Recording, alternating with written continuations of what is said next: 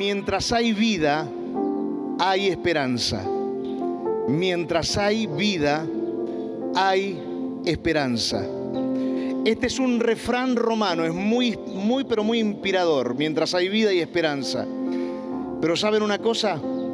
Este refrán a nosotros no nos certifica, por más que sea un refrán hermoso, no nos puede certificar que a nosotros nos irá bien.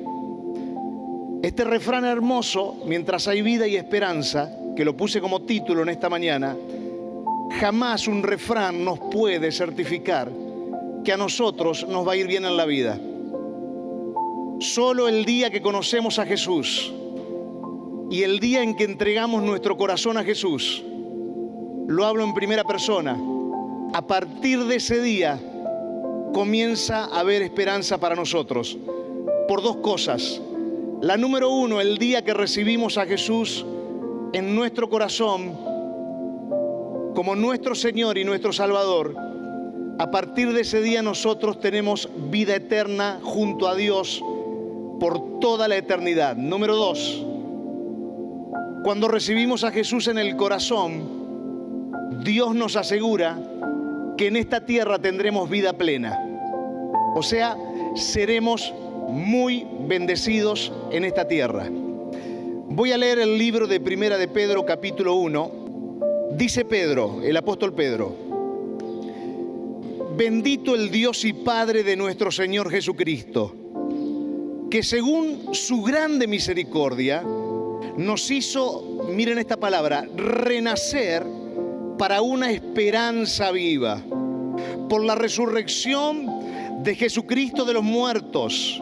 Presten atención también a este párrafo: Jesucristo resucitó de los muertos, para una herencia incorruptible, incontaminada e inmarcesible, reservada en los cielos para nosotros, que sois guardados por el poder de Dios mediante la fe, para alcanzar la salvación que está preparada para ser manifestada en el tiempo postrero.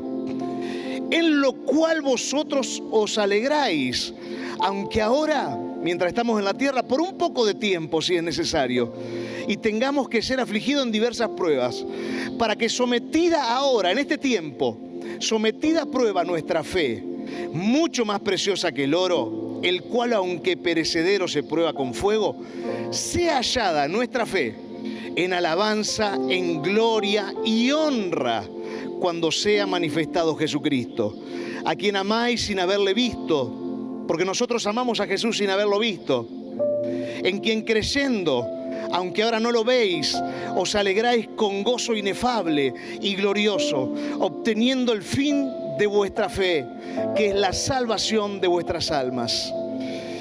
Y primer título de la mañana: cuando renacemos, empieza la esperanza. Versículo 3 dice: bendito el Dios y Padre de nuestro Señor Jesucristo, que según su grande misericordia nos hizo renacer para una esperanza viva, para la resurrección, por la resurrección de Jesucristo de los muertos. La palabra renacidos, ¿qué significa? Que nosotros estábamos muertos espiritualmente y volvimos a nacer. Observen esto: los musulmanes que tienen la religión islámica, que Mahoma es su profeta, ellos creen en que existe un profeta llamado Jesús. Ellos creen que existe la Virgen María, la Virgen María. Ellos creen que todo eso existió y que Jesús es un profeta más. Pero ellos no reciben a Jesús como su Señor. Ellos no tienen la posibilidad de ser renacidos. Muchas religiones hablan de Jesús, pero pocos le abren el corazón a Jesús, porque Jesús no es una religión, Jesús es una relación. Jesús, cuando yo abrí mi corazón y le pedí que por favor entre en mi corazón y me ayude, yo tenía 20 años, era un desastre mi vida, le pedí que me ayude, que entre en mi corazón, que sea mi Señor, mi Salvador. Yo no tenía ni noción de lo que estaba haciendo cuando me pidieron que haga esa oración, pero lo que me ocurrió fue que renací. ¿Por qué? Porque nosotros, voy a repetir esto hasta el día en que me muera, no somos un cuerpo, no somos un alma, nosotros los seres humanos somos un espíritu que eternamente va a vivir con Dios, que tiene un cuerpo, el espíritu está revestido de un cuerpo y tiene un alma que conecta el espíritu y el cuerpo. Entonces, estábamos muertos en nuestro espíritu y yo y vos también, cuando recibimos a Jesús en el corazón, volvimos a nacer. Efesios 2:5 dice, aún estando nosotros muertos en pecado, nos dio vida juntamente con Cristo y por la gracia de Dios somos salvos. ¿Qué es gracia? Gracia es el regalo inmerecido. Venimos del primer Adán, una genética y un ADN pecaminoso. Viene nuestro espíritu muerto. Todos los seres humanos nacen muertos, pero cuando recibimos a Jesús en el corazón, volvemos a nacer. Estábamos muertos y nos dio vida juntamente con Cristo. Colosenses 2:13 dice, y a vosotros, a todos nosotros, estando muertos en pecados y en la incircuncisión de vuestra carne, os dio vida juntamente con Él, perdonándoos todos los pecados, desde los 8 años hasta los 20 años. Recé el rosario. Me dijo la catequista, Diego, si rezás el rosario todos los días no te vas a ir al infierno. Todos los días tenía miedo de irme al infierno. Hasta el día en que oré y le dije, Jesús, quiero que entres en mi corazón y que me perdones todos mis pecados. Ese día, a partir de ese día, nunca más tuve miedo de irme al infierno. ¿Por qué? Porque Jesús me promete vida eterna juntamente con Él y me promete una vida plena en la tierra. En esta mañana, si nunca recibiste a Jesús en tu corazón, abrile el corazón a Jesús mientras estás oyendo el mensaje y a partir de hoy tu vida puede cambiar. Mi vida era un desastre, la vida de muchos de ustedes también seguramente, pero lo más feo no es tanto el desastre de lo que éramos, sino el dolor que teníamos en el corazón, el pozo, el vacío que había en nuestro corazón, que no lo llenábamos con nada y que estábamos siempre mal, hasta que un día esa pieza que faltaba en nuestro corazón, que se llama Jesús, nos dio vida al recibirlo a Él. Y nunca más estuvimos con un vacío en nuestro corazón, sino que al contrario, tenemos paz y esa paz no se va jamás. Yo hace 30 años cuando hice esa oración dije, el día que esta paz que me entró en el corazón se me va, me muero. Y nunca, jamás, más allá de los problemas y las situaciones que tenemos que vivir, jamás se me fue la paz del corazón. Bien, quiero hablar de la resurrección de Jesucristo de los muertos. A ver, ¿qué estoy diciendo?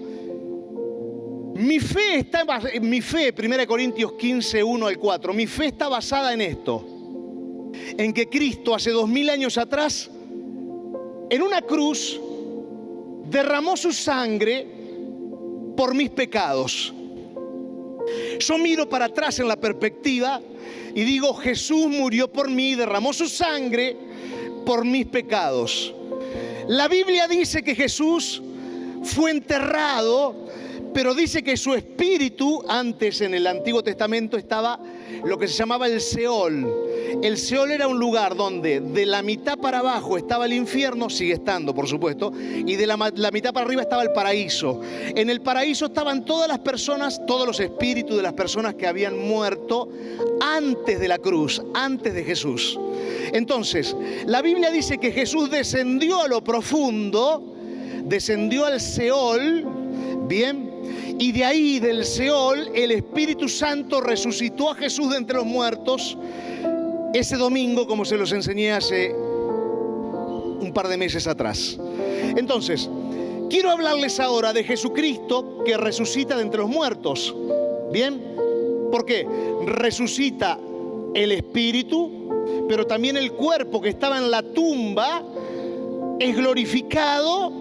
Y por 40 días lo vieron a Jesús caminando en la tierra con cuerpo glorificado. La Biblia dice que las paredes las pasaba Jesús con el cuerpo glorificado. Entonces, Cristo es la resurrección de los muertos, es la primicia. Presten atención a esto que les quiero enseñar en esta mañana. Cristo es la primicia. Primera de Corintios 15:20 dice, mas ahora Cristo ha resucitado de los muertos. Yo creo que Cristo murió. pero dice, Cristo resucitó de los muertos, primicia de los que durmieron es hecho. Miren qué otra cosa les quiero contar. Cuando Cristo murió, Mateo 27:52 dice, esto pasó en Jerusalén. Acuérdense de esto, el Seol, que tiene una cima y abajo está el infierno, el Seol tenía el paraíso. Bien, en el paraíso había algunos que habían muerto. De algunos de los que murieron, no de todos, dice la Biblia, los sepulcros se abrieron y los cuerpos de muchos santos, los que estaban ahí, resucitaron y después volvieron a morir. ¿Están entendiendo? Cuando Cristo resucita, se abrieron los sepulcros. Dice que en Jerusalén hubo un terremoto terrible. Lo pueden comprobar a esto, no solo con la Biblia. Hubo un terremoto terrible y hubo resurrección de algunos, no de todos, de los que habían muerto en el Antiguo Testamento. Ahora, Cristo va a volver a buscar la iglesia. Se le llama el arrebatamiento o el rapto a ese momento. Cristo va a volver a buscar la iglesia. Miren lo que va a pasar. Si ese día vos estás muerto o yo estoy muerto, el día que viene Jesús a buscar la iglesia, miren esto. Primera de Tesalonicenses 4:16.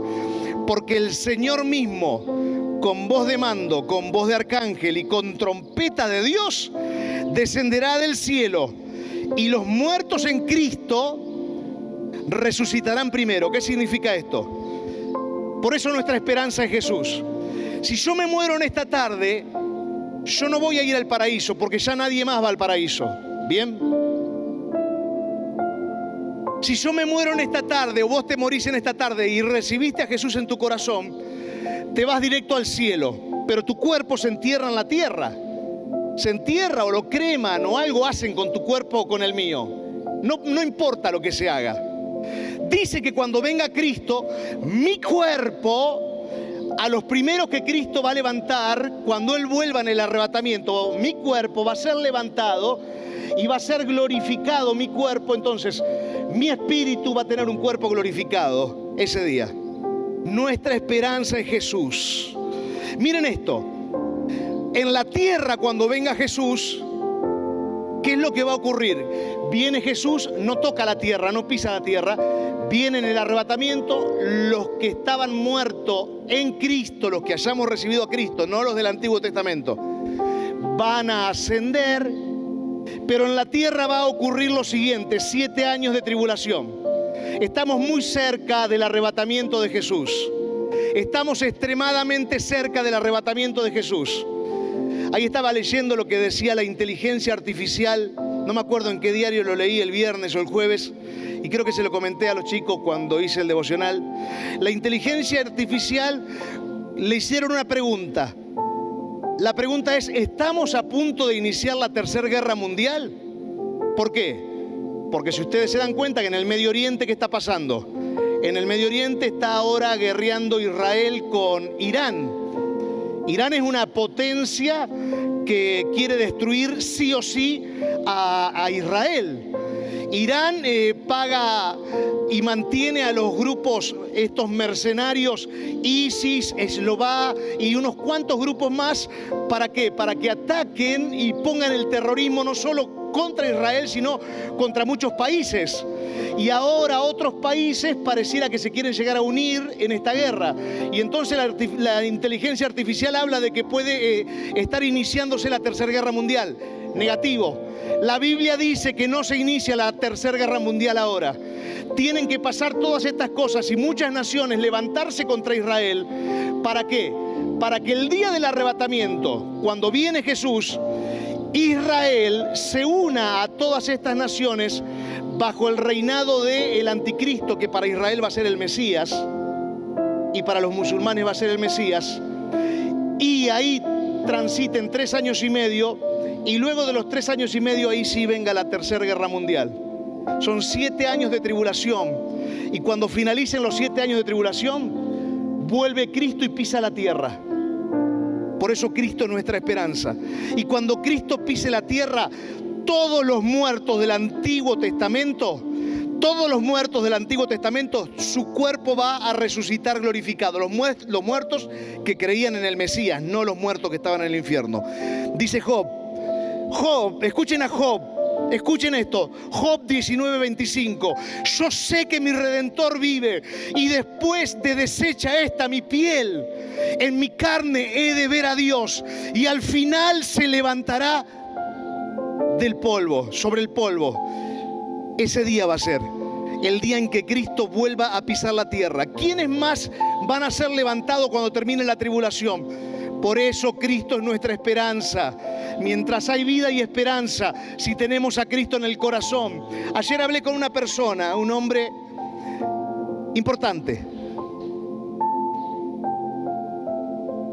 Según se cataloga humanamente, porque le va muy bien. Se encontró a los 70 años con un cáncer que estaba encapsulado, gracias a Dios. Pero se dio cuenta de que se le podía estar terminando la vida y no tiene a Jesús en el corazón. Y ahí es donde se acaba todo. El dinero no compra nada. La fuerza o la inteligencia que tengamos no sirve para nada. Porque cuando nos encontramos contra la muerte, no sabemos a dónde vamos. Iré al cielo, iré al infierno.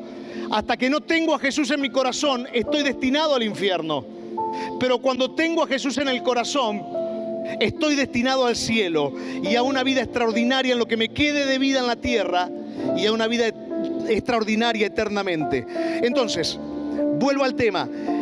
Cuando finalice la tribulación, los mártires, las personas que hayan muerto como mártires en los 7 años de tribulación, miren lo que dice Apocalipsis. Y vi tronos. Esto lo dice Juan. Juan escribió Apocalipsis. Y se sentaron sobre ellos los que recibieron facultad de juzgar. Y vi las almas de los decapitados en 7 años. Y piensen esto, ¿quiénes son los únicos que decapitan en el mundo? ¿Quiénes decapitan continuamente a la gente? Los musulmanes. Pero ojo, los musulmanes tienen 2 ramas. La rama de los sunis, esta es la rama que decapita a la gente. ¿Bien? Son tremendos, son el 10% del 100% de los musulmanes. Decapitan, matan. ¿Por qué? Porque les enseñan a la gente el beneficio de matar, de morir por la causa de Alá. Y empiezan a ocurrir un montón de cosas en sus vidas motivados incorrectamente por esta pseudo religión. Entonces, vi, dice Juan, las almas decapitadas por causa del testimonio y por la palabra de Dios. Los que no habían adorado a la bestia, la bestia va a estar en la gran tribulación, ni a su imagen, y que no recibieron la marca en su frente ni en sus manos, y vivieron y reinaron con Cristo 1000 años. Miren esto, los estoy llevando desde la resurrección de Cristo. Cristo es nuestra esperanza. Los primeros muertos, cuerpos de los muertos que resucitaron, los traigo ahora el día del arrebatamiento, cuando Cristo viene a buscar a la iglesia. Si nosotros estamos muertos, vamos a resucitar, pero si estamos vivos, vamos a ser levantados y glorificados directo. Después, gran tribulación, 7 años, vuelve Cristo, pisa la iglesia, pisa la tierra. En el momento en que pisa la tierra se levantan todos los muertos del Antiguo Testamento, los cuerpos, porque los espíritus ya están con él. Y los muertos decapitados, los cuerpos de los muertos decapitados en esos 7 años de tribulación. Ahora vienen 1000 años sobre la humanidad. La Biblia es extraordinaria, el mejor noticiero. ¿Querés enterarte no solo de lo que pasó, sino de lo que va a pasar? Estudia la Biblia. Estudia la Biblia, te dice cuándo va a venir la guerra mundial, la tercera. ¿Sabés cuál es el último ejército que se levanta en la tercera guerra mundial contra el anticristo? ¿Saben ustedes? Bueno, lean Apocalipsis 9. 200 millones de soldados levanta China y se levanta contra Israel y contra el cuerpo que está armado, que se va a armar en Medio Oriente juntamente con Israel. 200 millones de chinos, soldados, se van a levantar en la última guerra. Es extraordinaria la Biblia porque te cuenta todo. Por eso Cristo es nuestra esperanza. Entonces, cuando pasen los 1000 años que Cristo haya reinado sobre la tierra, los cuerpos que se van a levantar son los cuerpos de los que mueren en el milenio. ¿Cómo los cuerpos de los que mueren en el milenio? Y claro, porque al milenio entra gente viva. Cuando Cristo viene, entra gente viva al milenio. Apocalipsis 20, 5 y 6 dice: pero los otros muertos no volvieron a vivir hasta que se cumplieron los 1000 años. Esta es la primera resurrección. Bienaventurado y santo el que tiene parte en la primera resurrección. La segunda muerte no tiene potestad sobre estos, sino que serán sacerdotes de Dios y de Cristo y reinarán con Él. Último, los cuerpos de los muertos que nunca recibieron a Jesús. Fíjense que todavía no resucitaron esos cuerpos. Hay gente que nunca recibió a Jesús en su corazón y que murió ahogado en el río y nunca apareció. Otro que tal vez el tren lo pasó por arriba y desapareció. Otro que se cayó en el mar y el cuerpo le desapareció. Bien, el día del juicio final, ese día, Apocalipsis 20, 12 y 13, y vi a los muertos, grandes y pequeños, de pie ante Dios. Oigan esto, oigan bien. Y los libros fueron abiertos, y otro libro fue abierto, el cual es el libro de la vida. Y fueron juzgados los muertos por las cosas que estaban escritas en sus libros, según sus obras. Y el mar entregó los muertos que había en él.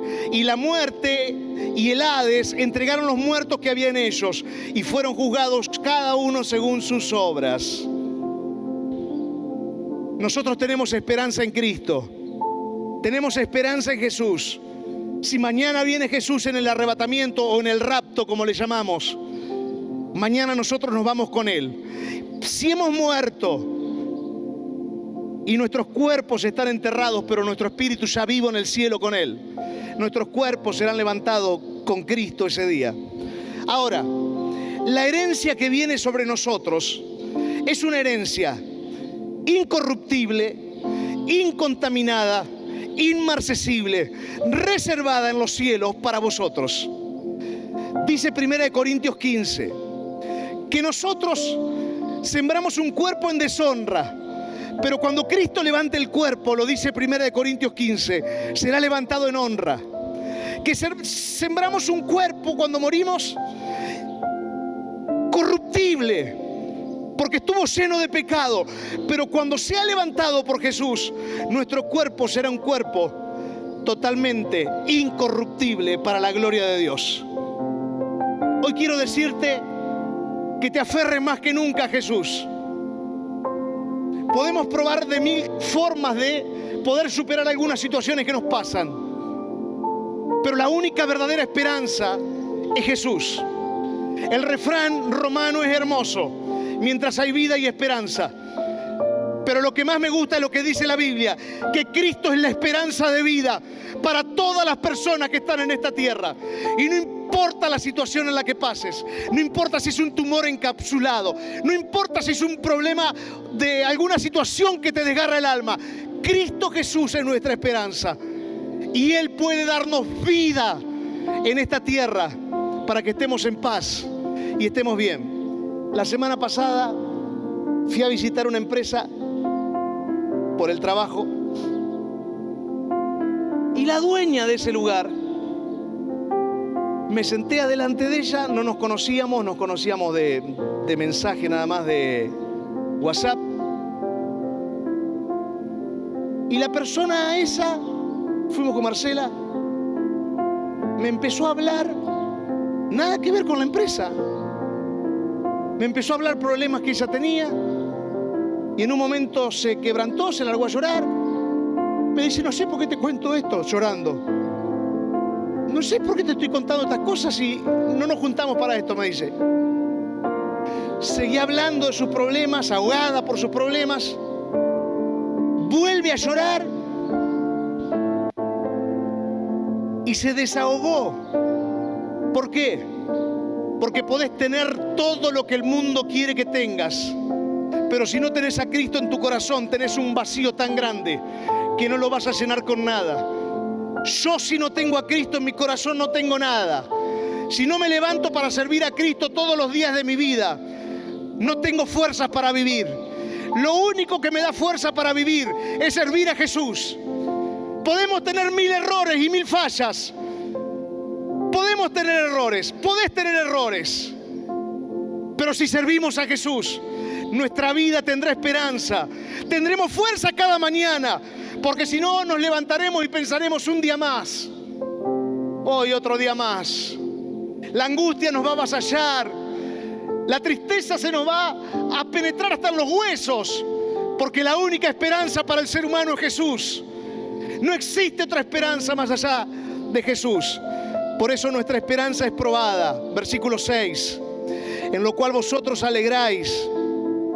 Aunque ahora por un poco de tiempo, si es necesario, tener que ser afligidos en diversas pruebas, para que sometida a prueba vuestra fe, mucho más preciosa que el oro, el cual aunque perecedero se prueba con fuego, nuestra fe se hallada en alabanza, gloria y honra cuando sea manifestado Jesucristo. Recuerden que esta palabra la está escribiendo Pedro. Pedro sabía en su mente, por el Espíritu, sabía que le venía una prueba de fuego a la gente, y era la prueba que les venía era la persecución romana. Los romanos venían a perseguirlos. Este hombre, Pedro, es un apóstol principal de la Biblia. Si ustedes tienen que destacar dos apóstoles en la Biblia, destaquen a Pedro y destaquen a Pablo. Pedro porque le predicó a los judíos, hizo una revolución en el conocimiento, rompió los paradigmas que había en el pueblo judío. Y Pablo porque trae a los gentiles es a las naciones o a las personas que no son judías, una revelación de salvación. Entonces Pedro le dice a ellos, y que yo acá me lo puse en mayúscula y lo tengo que decir en mayúscula, Pedro le dice: tengan esperanza. Aunque estén en una prueba, tengan esperanza. ¿Por qué? Porque en la prueba, como yo le decía a este hombre ayer a la tarde, le digo, dale gracias a Dios que estás vivo para que podamos hablar esto. Porque hoy tenés la posibilidad de rediseñarte. Dedicate a tu familia, dedicate a disfrutar. ¿Para qué que tenés tanta plata? Dedicate a vivir de otra manera, le digo. Dale gracias a Dios porque esta prueba o este cáncer vino para bendecirte. ¿Entienden? Entonces la prueba es una bendición. La prueba viene para decirte, che, tenés que cambiar. No sigas viviendo como estás viviendo. Y me dice, y se largó a llorar y lloraba del otro lado del teléfono este hombre. Y me dice, Diego, tenés razón. Tengo que cambiar. En medio de las pruebas encontramos la bendición de la resiliencia. En medio de las pruebas nos damos cuenta de que si cambiamos el observador, nuestro carácter se fortalece. En medio de las pruebas agarramos confianza en Dios y confianza en nosotros mismos. Por eso yo digo que las pruebas son una bendición disfrazada, que nos impulsan a buscar dentro de nosotros mismos recursos que nunca supimos que teníamos y nos llevan por un camino de autoconocimiento y crecimiento personal y de conocimiento nuevo hacia Dios y de desarrollo de nuestra espiritualidad. Cada prueba es una oportunidad disfrazada de bendición. Las pruebas nos enseñan lecciones valiosas que moldean nuestra sabiduría y nos conducen a una vida más plena y más significativa. Las pruebas son una bendición. Y este hombre del otro lado ayer llorando me decía, sí, es verdad, Diego, es verdad, tengo que dejar de vivir como estoy viviendo. Y esa mujer que ni me conocía lloraba y se daba cuenta que todo lo que tiene no le sirve de nada. Porque si no tenés a Jesús en el corazón, cuando mueras no vas a ir al cielo. Es lo peor de todo, y eternamente no vas a estar al lado de Dios. Pero si no tenés a Jesús en el corazón, los años que te queden en esta tierra no son plenos, es mucho el sufrimiento. Voy llegando al final del mensaje.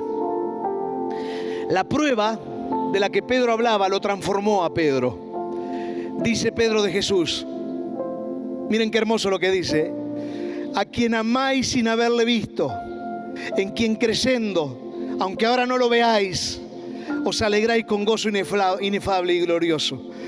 ¿Vimos a Jesús cara a cara? No, no lo vimos. Los apóstoles sí los vieron a Jesús. Nosotros no hemos visto a Jesús cara a cara. Primera de Corintios 1, 26 al 31 dice: Dios eligió lo vil y lo menospreciado del mundo para avergonzar a los sabios. Este Pedro era lo vil y era lo menospreciado del mundo. En Hechos capítulo 4, verso 13 dice que los fariseos, que eran los profesionales de la religión, decían: ¿quién es este Pedro ¿quién es este Juan? Son del vulgo, son gente sin letra. ¿Cómo pueden escribir lo que escriben? No entendían que estos hombres vil y menospreciados por el mundo habían sido totalmente transformados por el Espíritu Santo. Y nuestras vidas también pueden ser transformadas por el Espíritu Santo. Nuestras vidas pueden ser transformadas totalmente por el Espíritu Santo. Y yo me pregunto, ¿qué pasó con Pedro y qué pasó con Juan? Que fueron transformados de la forma en que Dios los transformó. Estuvieron 3 años y medio con Jesús y Jesús trabajó el corazón de ellos. El nombre de Pedro era Simón, que significa caña quebradiza. Y Jesús le dijo a Pedro, no te vas a llamar más Simón, te vas a llamar Pedro, que significa roca firme. Pedro se convirtió en una roca firme porque Cristo le cambió la naturaleza, le cambió la vieja naturaleza esclavizada a la carne, a los deseos del mundo, por una nueva naturaleza, que es la naturaleza de Cristo Jesús en nosotros, que nos da grandes victorias. Conclusión del mensaje. Yo puse esto que me toca el corazón. Esta carta que escribió Pedro, ¿vieron cuando algo brota debajo de la tierra? Bueno, yo puse así. Esta carta que escribió Pedro fue escrita de una vida que brotó para la gloria de Dios. Pedro no fue cualquier hombre.